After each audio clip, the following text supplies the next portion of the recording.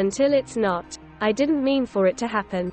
It was an accident. I'm not a bad kid. Not really. I get decent grades. I don't pick on anyone. I mind my own business. Mom works the night shifts for the gas station down the road from our apartment, so I go straight home after soccer practice.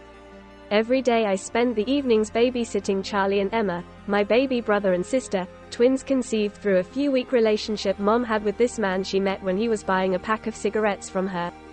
Needless to say, he didn't stick around when he found out she was pregnant. Just like my dad didn't stick around for me. I don't know why I'm talking about any of that. It's not important. But, then again, I guess I'm trying to set the scene.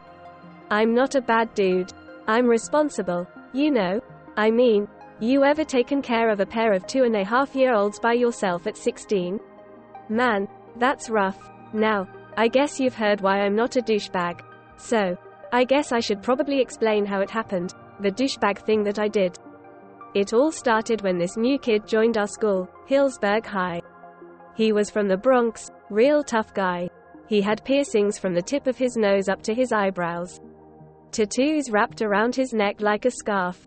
People like him usually either see me as a target, or they just leave me alone.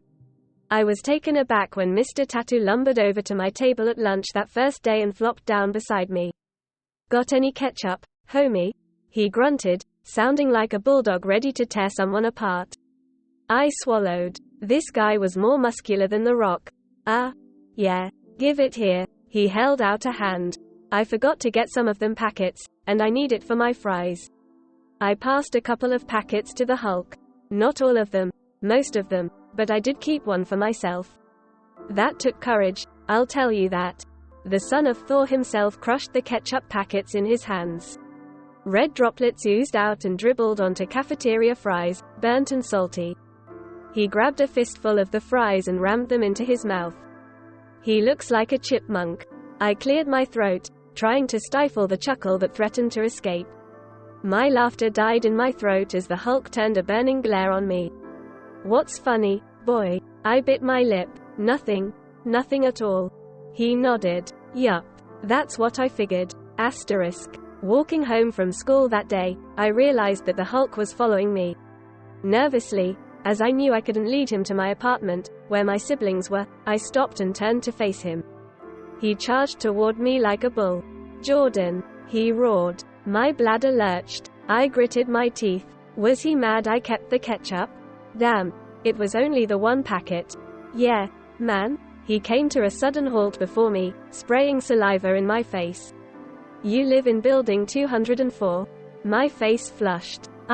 Relax. He put a hand on my shoulder. It felt like an iron vice. "Me and my pop just moved in, kid. I saw you leaving this morning." My heart dropped like a stone. The Hulk lived in my building? Oh. I didn't know what to say. The Hulk grinned, revealing a mouth lined with golden teeth. "I like you, shrimp. You don't run your mouth like most of those idiots at school. You and I could do great things together. What do you say we go back to your place and," his grin widened, "have some fun?" Asterisk. Now, before you judge me for this, the truth is, I was scared. This guy scared me. So, yeah, I let him come home with me. I took him into my apartment and introduced him to my sister and my brother. I did that, and I'll regret it forever. But at the time, I was just so scared. After I put Emma and Charlie to bed, Hulk and I sat on my bed. He was watching my fish tank. I had 2 aquatic frogs in there. "Cool," he said, as one of them jumped at the glass. I shrugged. I wanted a dog. They were Mom's compromise. We sat in silence. A question popped into my head. But did I dare ask? Dude was in my house, sitting on my bed. Question seemed reasonable enough. I cleared my throat. "So, just wondering, what's your name, bro?" "King." He drew out. I barely concealed a wince. It suited him. That was for sure. Now, what happened in this moment? It set everything into motion. But at the time, I didn't know that. King got up and slammed my bedroom door shut.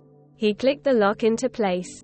I stiffened. "What are you doing?" He laughed, a barking sound that sent shivers down my spine. "You and me are gonna have some fun, shrimp." He took a bag from his pocket, A little plastic bag. The bottom of it was lined with a white powdery substance, like sugar. But I'd been around. I knew what it was even before King brushed my books to the floor and let that powder spill in a river of white, lining my desktop like fresh snow on Christmas morning. And for some stupid reason, it was just as mesmerizing to me as if it were.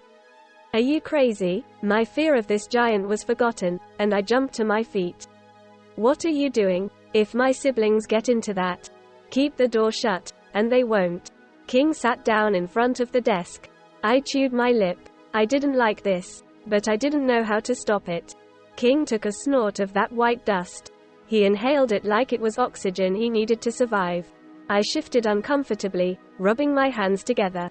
The room felt as though the temperature had dropped 100 degrees below freezing. King turned to me, his eyes blazing with amusement. Relax, shrimp. Come on, have some fun. Try it. I shook my head. No. Thanks. What? King titled his head, his words mocking. You scared of a little powder? I don't want to, I murmured. It's what? It's frickin' Coke, man. I snapped, my voice trailing off in a whine. King locked eyes with me, his gaze dark with a challenge. It's nothing, he spat. You a pansy, Jordan? You scared? You as much of a coward as those kids at school tell me you are? At the mention of the kids at school, of those jerks who picked on me because of my clothes, where I lived, the fact that I could never hang out after practice, it made my blood boil. They don't know anything. Prove they don't. King moved aside, gesturing toward the desk. Take a sniff. Asterisk. You know how people tell you at school that drugs are bad? That if someone offers you a sniff, you say no? Well, it's not that easy. And I didn't say no. I did what King pushed me to do and, surprise, surprise, it felt good. It made me bubbly, and it engulfed my brain in this happy fog. I felt like crap the next morning, but I longed to feel the way I had again. I wanted to be happy. For the next 4 months, every day King would come over to my place, and we would get high. Sometimes I got so messed up that I forgot all about Emma and Charlie. My sister and my brother would crawl out of their crib and wander the apartment until Mom got home the next morning. King stayed over a lot of nights. He and I got to be pretty good friends, floating on cloud 9 all the time. King was the one who always got the stuff. He said he knew people who got it to him cheap. But he started keeping it at my place after his old man found it in his room and gave him a beating for keeping it from him. His dad was a junkie. Not that I'm judging, because we were too. I was considering dropping out of school in early January. I could never stay focused on the material anymore. My grades were dropping and my soccer coach kept having to pull me aside to ask me why I was performing so crummy. Oh, well, as long as I had King and his happy snow, I didn't care about any of that other junk. The second Friday of January, I got detention for falling asleep in arithmetic. When I got let out, I'd already missed practice. It took me longer than usual to walk home because, for some reason, my mind was a sluggish mess. When I got home, I assumed King would be waiting for me inside. I opened the door and stepped inside. He was there all right. He had Emma by the front of her shirt and was violently shaking her. Her face was covered in welts, and her little mouth was open in a silent cry. What the hell? I roared. I rushed into the room and shoved King away. He let go of Emma and I let her drop to the ground beside me. What are you doing? What did you do? I screamed. King's lip curled. What did I do? He yelled. What did you do? You left your door open. That little piece of trash got into my stash. It's ruined. It's all over the place. Ruined. The world spun before my very eyes. I ignored King's ranting and dropped to my knees. I reached out and took Emma's face in my hands. There was white all over her bloody face. Oh, God, what had I done? Oh, baby, Emma, sweetheart. I cradled her face in shaking hands. Are you okay? How much did you? I felt bile rise in my throat. We got to call an ambulance. I whispered, more to myself than to the monster who'd hurt my sister. No, King jumped at me. If you call an ambulance for this, they'll call the cops. We'll go to jail. King shoved me. I got my balance and glared at him, breathing hard. Emma was still crying silently. She wasn't making any sound. I locked eyes with King and pulled my cell phone from my pocket. I'm calling. King's eyes turned black with rage. No. You're not. He hit me with a closed fist, hard enough to make me see stars. I stumbled back into the wall. You'll ruin my life. My life, King screeched. He got on top of me and reared his arm back. He landed another blow. There was a crack, and blood gushed from my nose. I held up an arm to protect myself. King kicked me in the gut. My head throbbed, and my vision blurred. But above all, my heart was pounding from fear. Emma could be dying. I didn't have time to wait for King to cool off. My sister needed help. With a hiss, I lurched forward and grabbed my friend's throat. I used my weight to push him off. His head hit the corner of the wall. There was a lot of blood. My throat tight and my face hot. I pulled my phone to my face and dialed 911. What is your emergency? My sister. My baby sister's been poisoned. Because of me. Tears trickled down my cheeks. And I think I just killed my best friend. Asterisk. And that's all I have. I leaned back in my chair, eyes half closed. That's what happened. The detective across from me stopped taking notes. The interrogation room was silent for a long time. The man scratched his bald head. So, are you telling me that you killed Kingsley Sidney in self-defense? I shook my head. I'm not telling you anything. Except the truth. The detective's eyes turned soft for the briefest of moments. All this for fun, boy? Your buddy's dead. Your sister's in critical condition. And for what? Because your buddy convinced you that doing drugs was gonna be fun.